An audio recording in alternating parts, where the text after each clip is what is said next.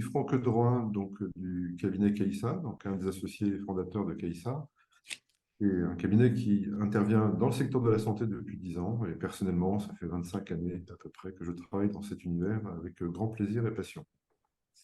On a la chance et le plaisir de faire intervenir aujourd'hui Roland Mazotta, que je connais de réputation depuis pas mal d'années, et un peu plus précisément depuis quelques mois, qui est un grand connaisseur de la santé, des centres de santé sous toutes leurs formes.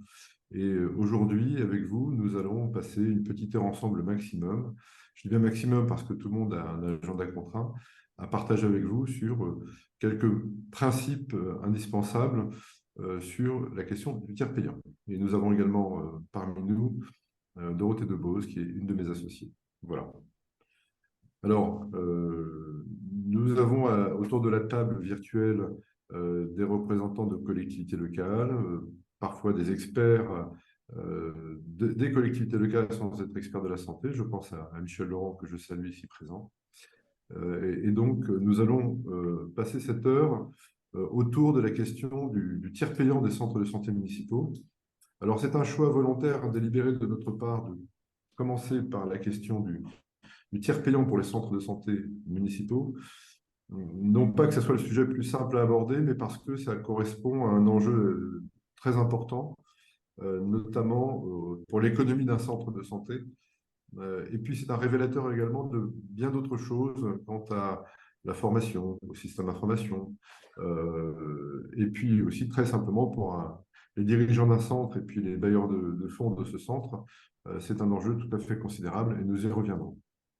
L'objectif, ce n'est pas simplement de dresser des constats, mais aussi de vous donner quelques clés et de diffuser les quelques clés nécessaires pour améliorer. Ce sera le rôle de Roland Massosna.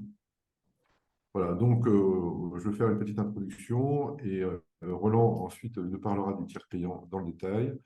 On y répondra à vos questions si vous en avez. Ça peut déborder du tiers payant si vous le souhaitez, hein. On n'est pas monomaniaque sur le sujet, bien évidemment. Et puis on a la chance d'avoir quelques compétences au-dessus des sujets de tiers payant. Et puis on fera une clôture pour s'arrêter entre 16h50 et 17h selon le déroulé. Voilà, donc en ce qui me concerne, voilà, donc je suis associé fondateur de Caïssa. Il se trouve que sur le tiers payant, j'ai une petite histoire particulière, parce qu'après avoir quitté, j'ai quitté KPMG en 1999 pour créer Almeris, qui est devenu le premier ex-aequo opérateur de tiers payant en France. Et à l'époque, c'était une filiale de Orange, France Télécom, qui avait pris conscience de sa présence nécessaire dans les questions de gestion de la santé, y compris des flux, puisque le transport d'informations est quand même leur cœur de métier. Et donc, nous avions créé Almeris, qui aujourd'hui représente une entreprise de plus de 100 millions d'euros. Voilà. Depuis, j'ai fait d'autres choses et nous travaillons beaucoup, justement. Et c'est un virage que nous avons pris il y a déjà 5 ans chez Caïssa, considérant que les questions de santé, les questions de santé, la résolution au plan national est indispensable, certes, dans le cadre du droit régalien. Par contre, les solutions et les résolutions, on les trouve vraiment à l'échelle des territoires, que ce soit une communauté de communes, une métropole, une ville, parfois un département, parfois une région. On voit que beaucoup s'investissent dessus et investissent dessus.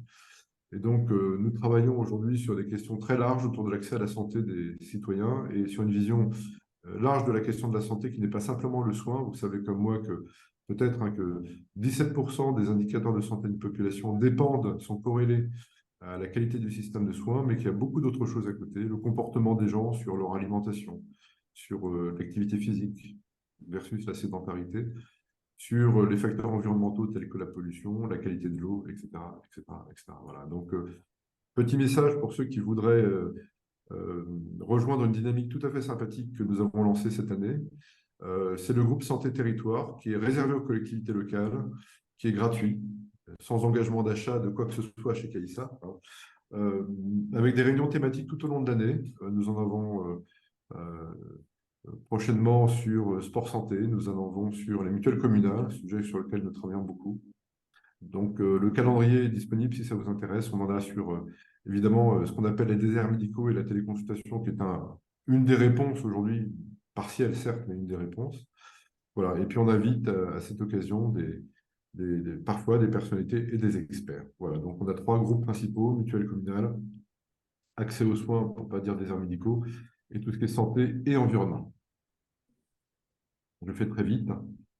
Et je laisserai la parole juste après à Roland Mazota, de notre partenaire qui va se présenter, hein. On a 5 sujets qui nous semblent importants à évoquer et à sensibiliser sur le tiers payant, sur les centres de santé municipaux, pardon.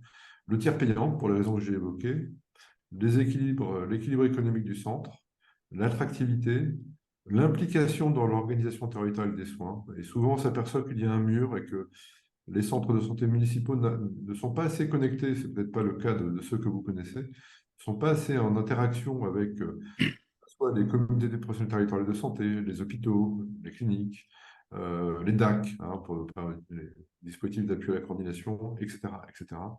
Et que c'est à la fois source d'isolement et également de fragilisation économique si c'était trop prononcé. Et puis la prévention et les partenariats, prévention qui n'est en réalité, on ne le sait pas, assez développée en France, et les partenariats qui sont nombreux là-dessus, et pas forcément avec des gens de l'univers de la santé. Voilà.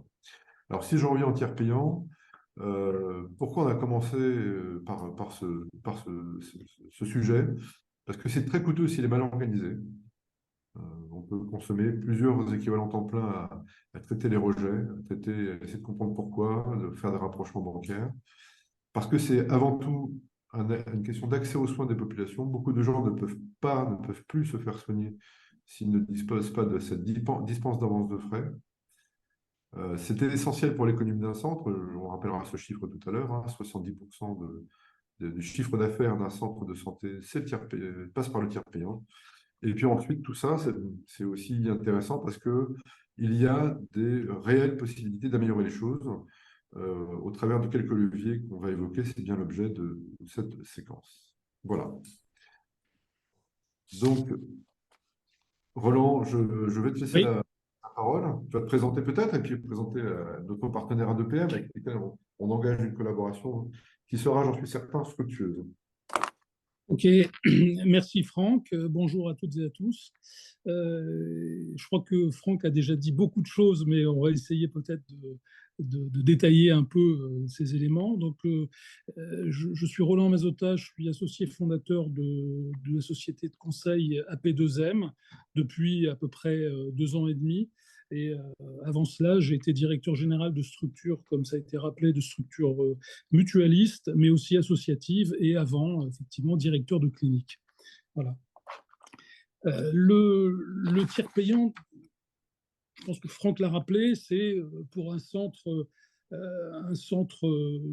mutualiste, associatif, peut-être avec un pourcentage plus important dans les centres municipaux, c'est à minima 70% du chiffre d'affaires. Voilà. C'est très important, effectivement, pour les équilibres économiques du centre. C'est des délais entre 5 et 6 jours de délai moyen de remboursement par les tiers payeurs. Bien évidemment, pour un traitement papier, c'est de l'ordre de minimum 30 jours, voire certaines caisses, pour ne pas la nommer, celle de Paris, refusent de faire des remboursements quand ils reçoivent des feuilles de soins papier, où ça peut prendre des mois et des mois avant, effectivement, que le traitement soit réalisé. Donc déjà, on voit sur ces premiers petits rappels les enjeux qu'il y a autour de ce tiers payant. Alors, ça a été dit, effectivement, la norme, c'est le tiers payant dans les centres de santé. D'ailleurs, c'est une obligation, c'est une des obligations pour avoir le label entre guillemets de centre de santé. Et même si effectivement l'obligation que les centres de santé ont est de faire le tiers payant sur le régime obligatoire, il s'avère que l'ensemble des centres de santé font également le tiers payant sur le régime complémentaire. Oui, c'est effectivement une des conditions qui permet l'accessibilité des soins à tous, dans la mesure où ce tiers payant intégral permet aux patients d'éviter de faire des avances de frais. Mais effectivement, la contrepartie, c'est un travail important, effectivement, pour que le centre de santé puisse se faire payer, c'est la vérification des droits des patients, c'est effectuer des télétransmissions, c'est réaliser des rapprochements bancaires, c'est facturer bien évidemment, c'est faire un suivi des rejets qui, on le verra, qui est pas neutre dans la gestion et le coût du tiers payant, et c'est la relance des impayés. Voilà. Vous avez compris, c'est chronophage, c'est fastidieux et c'est complexe. Alors, effectivement, d'où cela peut provenir? Alors, effectivement, déjà, je pense que c'est le cœur, c'est l'erreur humaine, effectivement, mais on s'aperçoit quand on traite et quand on analyse un peu les rejets qui nous sont adressés par les caisses, qu'il y a effectivement des droits des patients qui sont erronés. C'est la raison pour laquelle, on le verra après, il y a une nécessité de faire un suivi très régulier de la vérification des droits des patients. C'est souvent le problème d'un logiciel qui est défaillant ou pour le moins en tout cas qui est mal connu sur les aspects de la gestion et de la facturation et du traitement du tiers payant en centre de santé. C'est le non-respect du parcours de soins qui se complexifie effectivement, des problèmes de cotation d'actes, des problèmes effectivement de médecins traitants déclarés, pas déclarés, avec la connaissance ou pas que l'on a de cet élément-là, et des procédures, bien évidemment, qui sont inadaptées.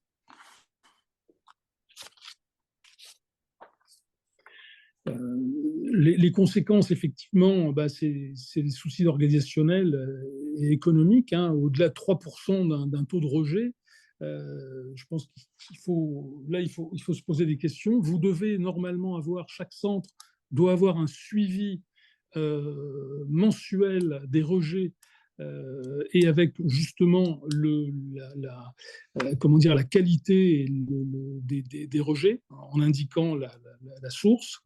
Il faut absolument, si on veut effectivement gérer le tiers payant de façon optimum dans le centre, un personnel dédié et suffisant. Hein, c'est-à-dire qu'il faut absolument pouvoir avoir une équipe qui ne repose pas en tout cas sur une seule personne, parce que d'abord, il n'y a pas de formation dédiée au tiers payant aujourd'hui. On n'apprend pas la gestion du tiers payant dans une école. Donc, ça veut dire que ça se fait plus par, effectivement, formation et suivi interne. C'est des casse-têtes permanents, c'est des problèmes de trésorerie, de comptabilité, parce qu'il faut savoir aussi que bien souvent, les caisses, quand elles font des rejets, elles rejettent une partie des lots, mais pas l'ensemble des lots. C'est-à-dire qu'il faut aller rechercher dans chaque lot les dossiers qui ont été rejetés. Voilà, c'est très chronophage, c'est des soucis importants dans la gestion du centre. Et c'est des difficultés effectivement relationnelles à gérer, et c'est de la perte d'argent, bien évidemment. Tous les ans, bon an, mal an, les centres, effectivement, de guerre-lasse ne relancent plus. Et quand effectivement, en plus, les traitements ne sont pas réalisés, les suivis ne sont pas réalisés dans les 27 mois effectivement qui suivent le traitement de la gestion de la facture, eh bien c'est des factures qui ne peuvent plus être mises en paiement. Donc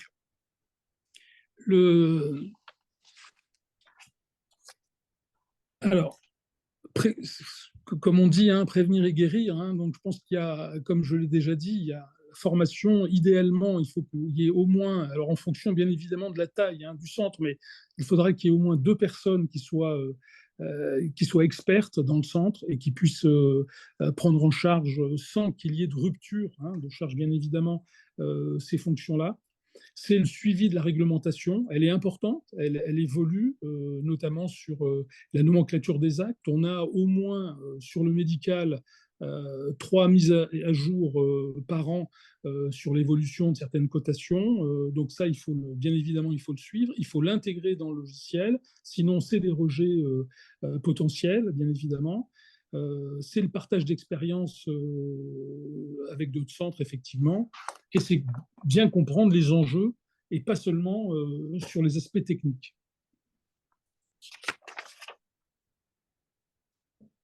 Alors, on a des objectifs qui sont fixés au centre de santé pour ne pas être pénalisés. C'est qu'il il faudrait que 90% de la facturation soit faite de façon électronique, c'est-à-dire en FSE pour le régime obligatoire et en DRE pour le régime complémentaire. Ça, c'est très important. Je pense qu'à terme, de toute façon, on ne pourra plus facturer sous forme de papier. Ça sera plus possible. Donc, il faut déjà anticiper et le prévoir dans vos organisations. Et effectivement, comme ça a été dit, il y a une alerte si effectivement les rejets sont supérieurs à 3%.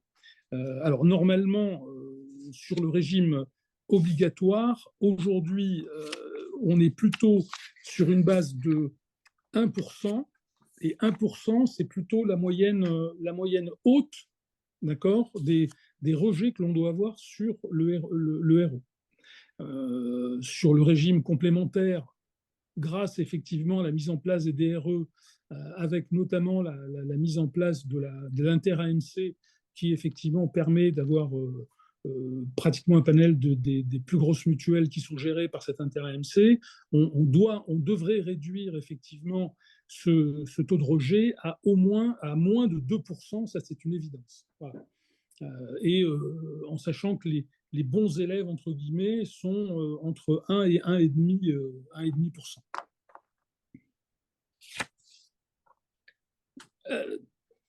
Donc, pour effectivement arriver à une gestion, une bonne et une saine gestion avec ça c'est Franck qui a créé ce concept rejet zéro presque. Hein.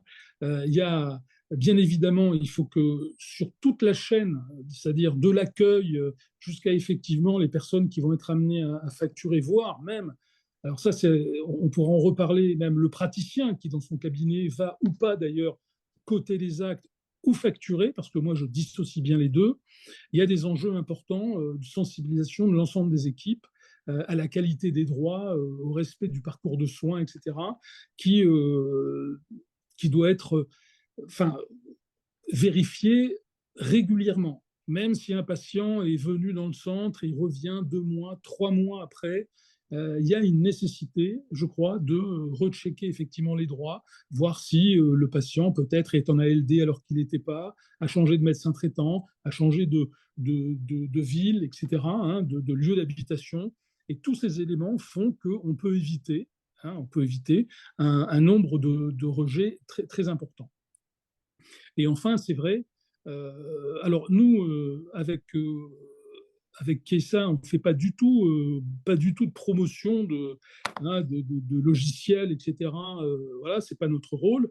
Mais il n'empêche qu'effectivement, il faut s'assurer aujourd'hui que les logiciels qui sont présents dans les centres sont au niveau effectivement de l'évolution de la réglementation, qui est encore une fois de plus en plus complexe, et des outils qui soient effectivement faciles d'accès, avec des interfaces aussi faciles d'utilisation sur l'ensemble des spécialités qui sont présentes dans le centre de santé. On a des centres de santé, alors je ne connais pas les centres qui sont effectivement gérés par les personnes qui sont présentes aujourd'hui, mais on peut avoir des centres qui soient très sur une activité de médecine générale, par exemple, mais on a de façon beaucoup plus générale des centres qui ont aussi des spécialités, et il faut que le logiciel puisse couvrir ce champ-là, c'est-à-dire l'ensemble des spécialités médicales, voire pourquoi pas des spécialités dentaires, effectivement. Et ça, c'est la première chose qu'il faut vérifier. C'est cette capacité à absorber l'ensemble de l'activité et de traiter l'activité, en vous donnant des éléments de reporting et des tableaux de bord qui vous permettent aussi de faire un suivi sur les relances et les impayés éventuellement. Donc, on l'a dit, le pilotage, c'est le taux de télétransmission. 90%, aujourd'hui, c'est la norme, mais encore une fois, à terme, il faudra qu'il soit à 100%, hein, sinon vous allez au-devant d'un certain nombre de difficultés pour vous faire payer. C'est votre taux de rejet. et c'est le délai de remboursement des tiers payeurs. On sait qu'aujourd'hui, les plus grosses difficultés que vous pouvez avoir, d'ailleurs, c'est plus sur le régime complémentaire que sur le régime obligatoire, qui a fait un travail important, me semble-t-il, pour effectivement vous payer dans des délais tout à fait intéressants et raisonnables.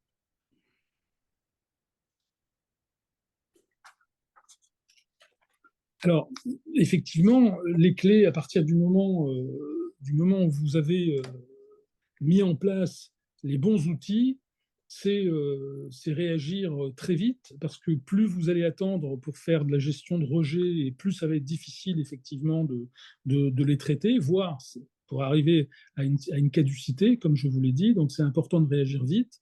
C'est anticiper, corriger, effectivement. C'est former vos équipes et un système d'information qui soit aujourd'hui complètement adapté à la complexité aujourd'hui de la gestion du tiers payant dans un centre de santé. Voilà, je pense que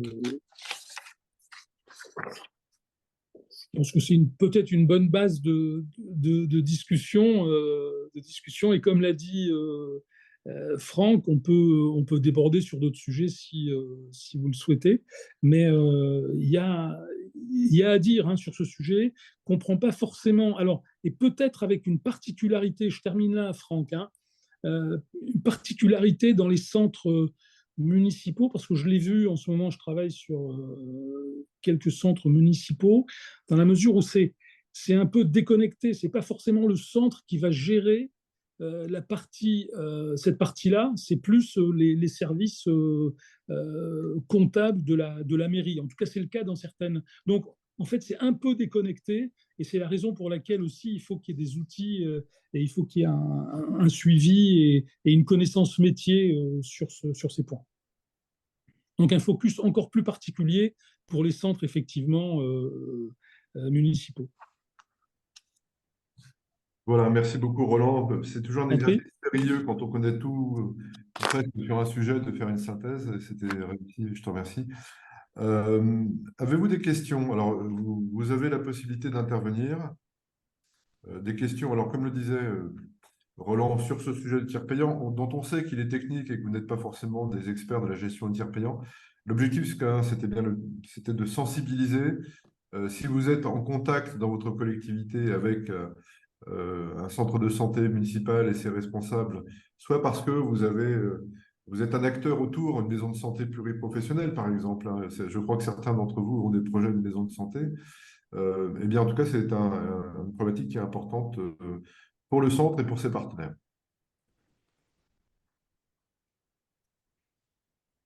Pas de questions?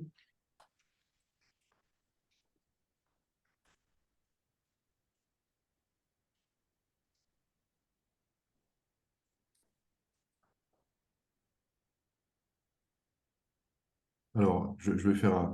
Comme j'ai les noms, vous n'avez pas forcément les noms, mais j'ai des noms, on va vous poser des questions. Alors, peut-être que vous avez d'autres questions sur la question des centres de santé, évidemment. On a Ou des parlé maisons de santé, d'ailleurs, hein, ou des maisons de santé. ou des MSP, des maisons de santé. On va lancer là, une collaboration avec une ville dans le sud pour l'aide à la création d'une MSP, par exemple. Donc, on est assez polyvalent, voilà. Donc, en tout cas, on espère que sur ce sujet de tiers payant, vous aurez appris des choses et puis ça sera diffusé.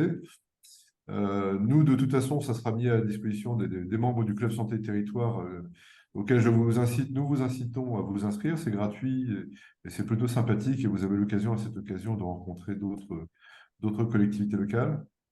Alors, donc, Madame Caraco, si vous êtes là. Oui, effectivement, je suis bien là. Voilà, ben, enchanté. Vous êtes de la ville de... Est-ce que je peux le dire? Vous êtes de la ville de Oui, Fézin. De tout à Fézin. fait, oui, oui, c'est bien ça. Une ville qu'on aperçoit facilement quand on va à Lyon. Et oui, ben, une fois que vous avez passé Lyon, enfin, tout dépend si vous venez du sud ou du nord. Voilà, si vous allez vers le nord, vous croisez Fézin en premier. Si vous allez dans le sud, c'est après Lyon. Voilà. D'accord, d'accord. Alors peut-être merci d'intervenir à l'oral en plus. Vous êtes au niveau comment dire, un centre médico-psychologique de l'enfant, je crois. Alors non, en fait, nous n'avons plus de CMP, D'accord? puisqu'on avait un CMP qui était effectivement sur la commune et voilà, qui a été mis dans une autre commune.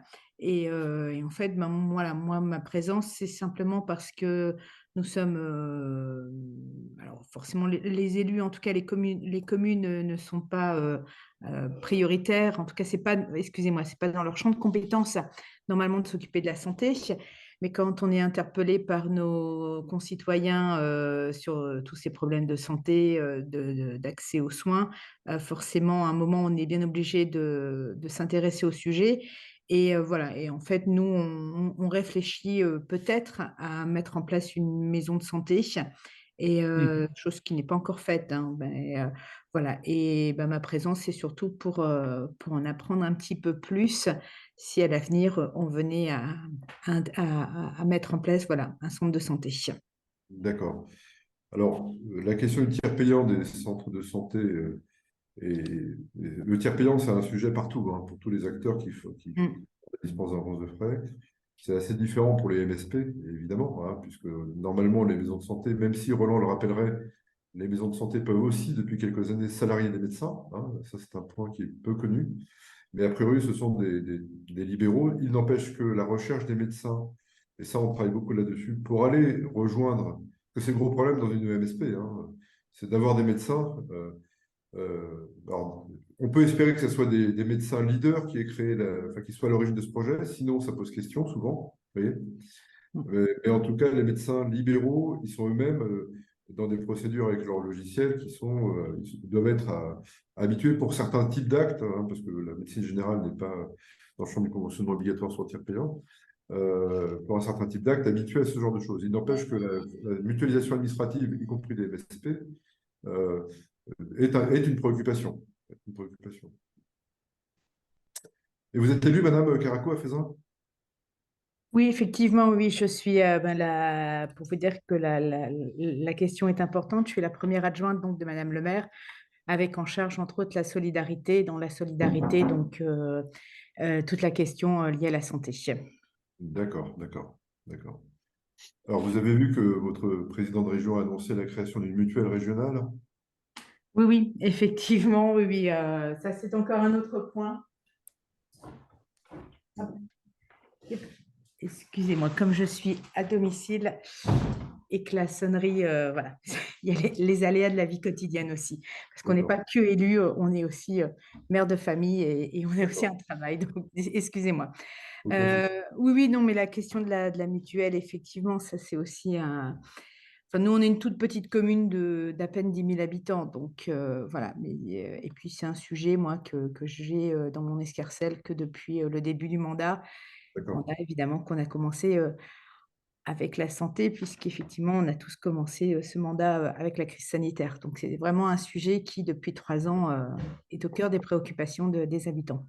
Bien sûr. Alors, il faut vraiment que vous veniez dans le club Santé Territoire, hein, encore une fois, parce que la question des mutuelles communales est très présente dans les préoccupations. Alors, nous, on accompagne plein de petites ou de grandes villes d'agglos sur ce sujet. Par exemple, l'agglo de Carcassonne en ce moment. On a accompagné Saint-Laurent-de-Mur, qui est pas très loin de vous, dans le Rhône. Et puis, pour information, en fait, nous travaillons avec les équipes de la région aujourd'hui pour le lancement de la mutuelle régionale. Donc, cette annonce du président hier, qui sera confirmée en instance demain, qui sera décrite en instance demain devant les élus de la région, ça m'a procuré, avec ma collègue Dorothée, voilà, quelques séances nocturnes en ce moment pour répondre aux dernières questions pratiques du président et de son cabinet et de la vice-présidente en charge de ce dossier. Voilà. Donc, c'est un sujet intéressant. Voilà. Bon, bah, merci, Madame Caraco. Et je vous en prie. Merci. On peut continuer les échanges là, sur les MSP. C'est vraiment un sujet. Il y a un certain nombre de repères pour créer une MSP. La motivation d'avoir un ou deux médecins leaders est fondamentale. Un projet de santé articulé avec le contrat local de santé, si vous en avez un, est vraiment important. Et la question, c'est vraiment l'attractivité, non pas par la qualité des locaux, ça c'est incontournable, mais par la qualité du projet médical et la vision qui est portée avec les élus sur ce MSP. Ça, c'est vraiment. Il y a une MSP sur deux en France qui ne fonctionne pas ou qui ne fonctionne plus. parce que les ressources humaines ne sont plus au rendez-vous ou l'ont été de façon un petit peu artificielle au départ, hein. On peut en reparler si vous voulez. Ah, oui, effectivement, lorsqu'il y aura le chapitre sur l'attractivité, c'est vraiment un sujet qui va énormément m'intéresser. Enfin, voilà, vous avez compris, Faisin, la première chose qu'on retient, c'est généralement la plateforme de raffinage total, mais on a plein d'autres atouts. Et donc, voilà, la question de l'attractivité sera vraiment un élément important sur les Mhm. prochaines rencontres. Bon, il y avait quand même eu un joli film avec Jacques Gamblin dans votre commune de mémoire. Effectivement, mais le film date un petit peu. Je crois que vous êtes un des seuls à connaître ce film. Voilà, et ça se passait uniquement sur l'hôtel qui se trouve effectivement sur le bas de la commune. C'est ça, sur un parking, je me rappelle de ça, c'est vieux. Ok, merci beaucoup, Madame Caracom. Madame Volquet, désolé si je prononce mal, vous êtes avec nous? Oui, bonjour. Bonjour, Volquet, pardon, excusez-moi. Walker, oui, oui, oui, tout à fait. Ben, écoutez, moi aussi, je suis élue communale, donc une petite commune de 3800 habitants. Je suis donc également en charge de la santé, du social, bon, de la solidarité au sens large.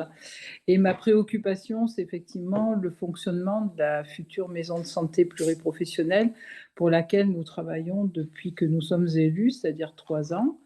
Nous avons la chance d'avoir une force locale avec des médecins qui malheureusement partent les uns après les autres à la retraite, mais il reste quand même un petit noyau, des paramédicaux, infirmiers, kinés, pédicures, podologues, etc. Donc 18 professionnels de santé qui vont rentrer dans la maison de santé.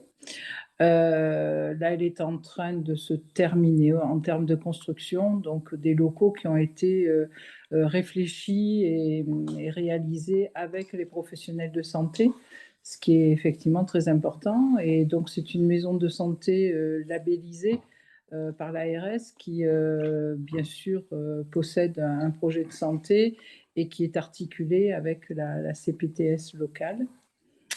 Voilà, et donc la question effectivement du fonctionnement concret au niveau de la facturation, c'est quelque chose qui est, me semble-t-il, stratégique parce que nous essayons d'attirer des jeunes professionnels et c'est sûrement quelque chose qui est, je pense, un repoussoir pour eux.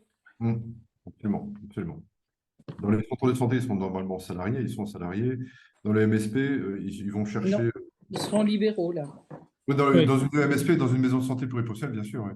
Oui, ils seront libéraux. Sachant qu'un Roland, tu me le rappelais encore il n'y a pas longtemps, hein, lundi soir, on peut recruter depuis quelques années des médecins salariés dans une MSP. Hein, Oui, Laurent. la MSP peut salarier des médecins, effectivement, au sein de la structure. À Oui. travers la CISA?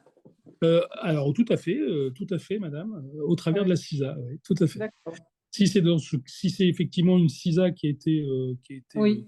et c'est bien d'ailleurs, c'est ce qu'il fallait faire, parce qu'aujourd'hui c'est un dispositif qui a été créé spécialement pour les maisons de santé pluriprofessionnelles, donc il convient tout à fait à la maison de santé. Mais en revanche, ce que je n'ai pas dit, mais sur les centres de santé comme sur les maisons de santé, vous savez qu'il y a un dispositif qui a été mis en place il y a quelques années par l'assurance maladie et qui permet quand le centre ou la maison de santé dégage du temps praticien, du temps médecin, d'accord, de financer des postes d'assistants médicaux. Oui, oui, C'est-à-dire tout à que, fait. comme Oui, vous le savez, c'est oui. un assistant médical pour 2 ETP, hein, donc équivalent temps plein de médecin. Alors ça peut être 0,5 ETP d'assistante médicale pour 1 ETP de médecin, et c'est plafonné à 4 assistants médicaux. Donc c'est quelque chose d'assez intéressant, d'abord parce qu'il y a une rémunération qui, la première année, est 100% prise en charge par l'assurance maladie, la deuxième année à 80%, et à partir de la troisième année, de façon pérenne, à hauteur de minimum 50%. D'accord ? Et ça permet de réfléchir effectivement une organisation et au circuit de la gestion du tiers payant pour que le médecin n'ait pas du tout à s'en occuper, que tout ça soit géré effectivement par du personnel, notamment les assistantes médicales qui sont payées par l'assurance maladie. Voilà. Bon, on peut en reparler si vous voulez, c'est des sujets très intéressants, mais qui doivent être pris en compte en amont, effectivement, quand bon là j'ai compris que vous avez créé votre MSP, elle est labellisée par la Grèce.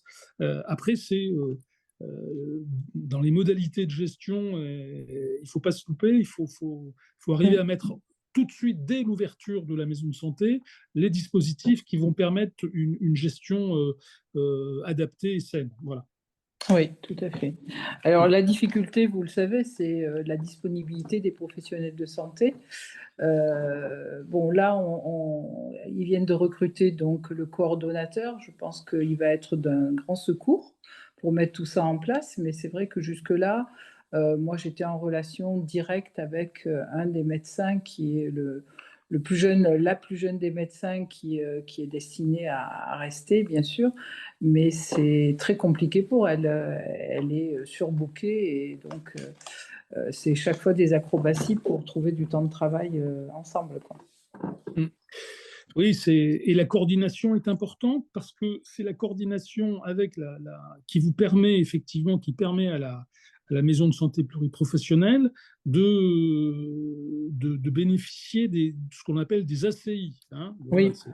c'est des aides dans le cadre de la... Voilà, bon, vous les connaissez, c'est bien. Oui. Mais ça, c'est indispensable. Mais c'est ce que disait Franck Drouin, hein, tout le problème, c'est construire le projet médical, savoir ce qui peut se mettre en place avec une équipe. Parce que moi, j'ai compris qu'il y avait quand même 18 professionnels de santé qui allaient rejoindre Oui. la MSP. Mais alors, Oui. en équivalent temps plein, ça représente combien? Ah ben, un équivalent temps plein, à part la psychologue qui est à temps partiel, pas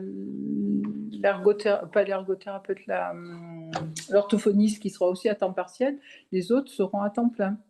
Mais Ah bon? la difficulté qui est la nôtre, c'est que c'est une commune qui avait, jusqu'à il n'y a pas longtemps, 5 médecins. 5 médecins qui travaillaient un peu à l'ancienne, c'est-à-dire avec un temps de travail quand même assez large. Et petit à petit, ils partent tous à la retraite parce qu'ils étaient tous de la même génération. Et là, il ne reste plus qu'une jeune médecin et j'allais dire, senior plus plus, qui a bien voulu attendre de partir à la retraite pour attendre justement qu'il y ait des jeunes internes qui terminent, au moins un, qui terminent leur formation. Donc l'enjeu derrière, c'est quand même être attractif pour des nouveaux internes. Donc la jeune médecin a déjà fait sa formation pour être maître de stage premier niveau. Elle doit Très faire bien. la formation pour être maître de stage deuxième niveau. Et donc, donner envie à des jeunes médecins de venir s'installer. Mais bon, la problématique, vous la connaissez encore mieux que moi, sûrement, c'est que les jeunes, maintenant, n'ont plus envie de s'installer. Voilà, donc il faut trouver des solutions pour leur donner envie de venir travailler dans une structure qui ressemble quand même un petit peu à ce qu'ils ont connu pendant leurs études, avec un partage et une collégialité au niveau des différents professionnels, mais aussi qu'on les soulage par rapport à tout ce qui est paperasse et tracasserie avec... pour faire large avec l'administration et notamment l'assurance maladie. Vous évoquez en fait une partie, on traitera ça sur la partie attractivité, effectivement, mais il y a des sujets qui sont effectivement intéressants et qu'on peut prendre en compte. Mais sachez, encore une fois, je le répète, qu'une maison de santé pluriprofessionnelle peut salarier des médecins.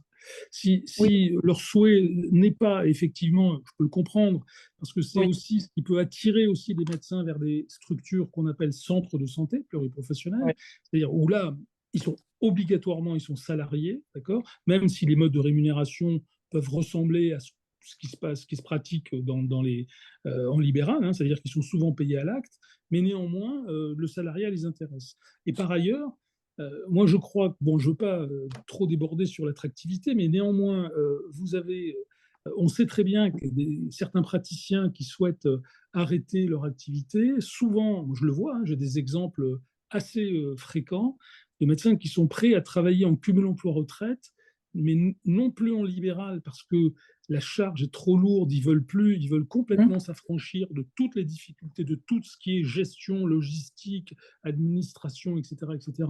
Mais si on leur propose effectivement justement une structure où leur travail consiste à 100% à recevoir des patients, je pense que ça peut être aussi une façon d'attirer des médecins dans la structure que vous êtes en train de monter. Ouais, Oui, je pense. vous n'avez pas tort, effectivement. Néanmoins, pour une commune, c'est quand même une charge très lourde de salarier un médecin. Non, Et non. surtout, ce qu'on vient de voir, effectivement, demande une organisation particulière pour récupérer finalement les recettes. Hein. Non, Donc, non, madame, ça serait pas la commune qui embaucherait ces médecins. C'est la CISA. C'est la CISA, c'est la maison de santé ah oui, pluriprofessionnelle. d'accord, ok, D'accord? oui. Dans ces cas-là, ce serait la CISA. Alors, ce qu'on est D'où en train de travailler aussi avec l'hôpital qui est implanté sur la commune et qui est surtout un EHPAD sur le volet de la commune, c'est des postes partagés. Des postes partagés avec l'hôpital, c'est-à-dire un temps de travail salarié par l'hôpital et un temps de travail éventuellement libéral sur la maison de santé, ou éventuellement, oui, les deux salariés, mais partagés entre les deux sites, les deux employeurs. Donc ça, on est en train de le mettre en place. Mais c'est très bien, et je pense que de toute façon, ça, à terme, ça va ça va se généraliser en fait. Je pense que ce temps partagé, on l'aura de plus en plus. Voilà, en faisant de la consultation avancée sur une structure, c'est très intéressant effectivement. Oui. Alors, on a Marie-Ange Fontaine qui est arrivée un petit peu en retard et tu t'en es excusée, Marie-Ange. Alors, peut-être tu as la possibilité de parler maintenant, normalement.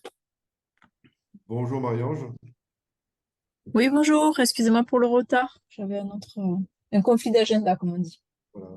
Alors, c'est l'occasion, c'est le webinaire quasiment au Club Santé Territoire, enfin, qu'on nous porte, de vous rencontrer, de partager sur les problématiques. Tu as pu entendre Marie-Ange, alors Carcassonne-Aglo, non pas élu, mais au sein de la direction des services, en charge des questions de santé sur plein d'aspects. Marie-Ange, la question du tiers payant aujourd'hui, quels sont les points de jonction avec Carcassonne-Aglo? C'est vrai qu'on n'en a jamais parlé alors qu'on travaille ensemble sur d'autres sujets. Bon, alors c'est vrai que c'est un sujet qui est important parce que sur notre territoire, on a un taux de renoncement aux soins qui est de 36%, et essentiellement pour des raisons financières. On est le 3e département national le plus pauvre. Hein. Donc effectivement, c'est un vrai sujet auquel on s'attaque là à travers des actions du contrat local de santé, qui sera gommé du coup quand on va déployer le système de mutuelle intercommunale par exemple. On travaille déjà avec, par exemple, avec la CEPAM, ce qu'on appelle une convention MISA. Ça permet aussi, c'est plus sur de l'accès au droit, mais en même temps, c'est des dispositifs d'aller vers qui vont vers les populations un peu invisibles. Hein. Et du coup, en même temps que le droit, on arrive à les faire souvent adhérer à la C2S. Hein. Voilà, donc c'est un sujet qui est important pour nous en termes d'accessibilité aux droits et aux soins. C'est bien. Ouais. Et ce sont des médiateurs qui réalisent ce travail? Alors, par exemple, on a tous nos personnels de France Service qui sont formés à faire ce repérage. Hein. C'est comme ça qu'on a conventionné. Et on a des acteurs du CIAS aussi sur le portage de repas, etc. Voilà, qui font du repérage et qui adressent directement aux référents CEPAM pour repérer, pour remettre dans le circuit ces gens qui sont perdus, quoi, en fait. C'est bien. Voilà.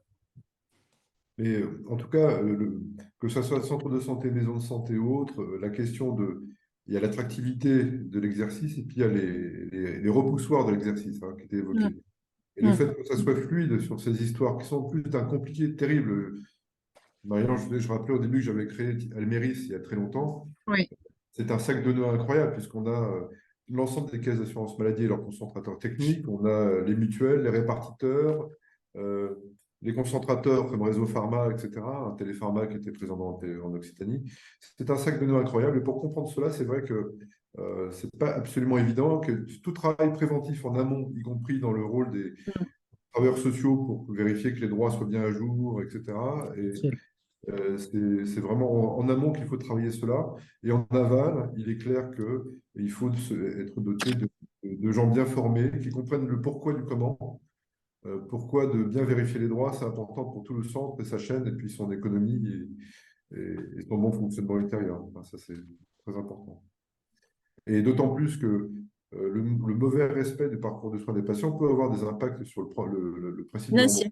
remboursement. Complètement sur le tarif de remboursement. Mais voilà, après, il y a le sujet aussi des professionnels de santé qui, bon, c'est pas tout à fait le tiers payant, mais qui ne veulent pas prendre en charge des patients qui sont identifiés à C2S. Voilà, donc je pense qu'on a aussi un travail à faire sur des changements de pratiques. C'est assez fréquent d'ailleurs chez les dentistes. Et voilà, chez nous en tout cas, je sais pas après si c'est généralisé, mais voilà, donc on a un Oui. travail aussi à faire là-dessus. Ouais, mais ça, je pourrais. Oui, ça, il y a quelques sujets que je peux. Oui, je comprends ce qui est sous-jacent. Oui. Je comprends les sous-jacents en tout cas. Bon, OK. ça se Bon, travaille. il est 16h48. C'est quand c'est un moment de partage, de prise de connaissance, hein, voilà, mettre en évidence évidemment nos expertises, mais pas seulement. Est-ce que vous avez d'autres questions, des sujets sur lesquels vous souhaitez qu'on évoque dans les quelques minutes qui nous restent? Non? Bon, écoutez, merci à vous, merci Roland, merci Dorothée, Merci. Dorothée qui est avec nous. Dorothée, est-ce que tu as la possibilité de rappeler les dates des prochaines sessions du Club Santé et Territoire? Bonjour à vous tous. Effectivement, donc comme Franck le soulignait, le Club Santé Territoire que nous avons créé au mois de septembre dernier, donc il y a trois sous-groupes. Le premier groupe qui traite donc des mutuelles communales, on appelle ça communal, même si à l'échelle d'une interco, hein, évidemment, voire plus grand. Donc là, la prochaine date, c'est le 14 décembre. Le deuxième groupe, c'est tout ce qui a trait à l'accès aux soins, pour pas parler de désertification médicale, si on n'aime pas trop ce terme-là, c'est jeudi prochain. Et c'est également Roland, ici présent, qui évoquera les centres de santé. Et le troisième groupe qui traite tout ce qui est santé et environnement, donc on est plutôt sur des déterminants de santé. Le premier traitera du sport et c'est le 9 novembre. Toujours le même format, 16h, 17h en vidéo. Si vous souhaitez que nous envoyions plus d'informations, vous nous faites un petit mail et on peut vous envoyer les éléments, aussi bien la présentation que les liens pour vous connecter. C'est des petits formats assez conviviaux avec... après, les gens se connaissent et vraiment partage de bonnes pratiques entre pairs et un peu d'apport d'expertise de la part de Franck essentiellement et de deux, trois experts selon les sujets que nous pouvons ponctuellement inviter. Voilà. Voilà, notamment de Roland, que je remercie, Roland Mazota. Voilà, c'est un plaisir de travailler ensemble. Merci Franck. OK, bah, écoutez, mesdames, messieurs, bonne soirée, au plaisir de vous revoir.